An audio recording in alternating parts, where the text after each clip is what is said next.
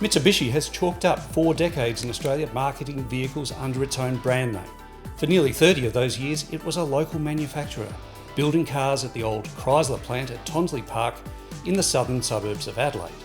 But the Mitsubishi name was already well established in Australia before 1980. Back in the 60s, Chrysler was importing and distributing Mitsubishi models such as the tiny Colt, the larger Galant, and the rally-winning Lancer. When Chrysler struck financial difficulties at the end of the 1970s, Mitsubishi stepped in, acquiring the factory and eventually ending production of the ageing but still profitable Valiant. The Chrysler Sigma, a locally built version of the Mitsubishi Galant, was renamed the Mitsubishi Sigma for the Aussie market and remained in production for another 7 years. It was the larger Magna, however, that most consumers will recall as the mainstay of Mitsubishi production in Australia. Arriving in 1985, the 4-cylinder Magna was based on the new front-wheel drive Galant, sold in Japan, but widened by Aussie engineers for extra shoulder room comparable to 6-cylinder rivals from Ford and Holden. The Magna was an immediate critical success.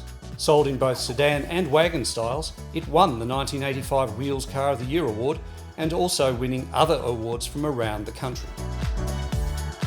In a case of Coles to Newcastle, the Magna was exported in small numbers to Japan after the parent company offered some build quality and noise suppression advice to the South Australian engineers. Subsequently, Mitsubishi Australia also exported its upmarket version of the Magna, the V6 engine Verada, to the USA, where it was sold as the Mitsubishi Diamante. The Magna and Verada also spawned underappreciated sporty variants, plus the high-performance Magna Rally Art and all-wheel drive models until the end of the model name in 2005.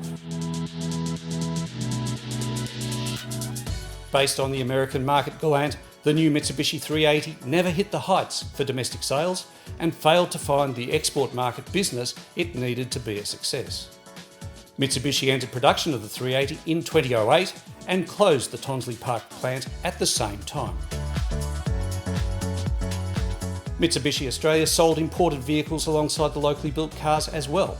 With the conclusion of Australian production, Mitsubishi has become a full-line importer and has focused since on SUVs such as the Eclipse Cross, Outlander and Pajero Sport, plus the Triton light commercial vehicle.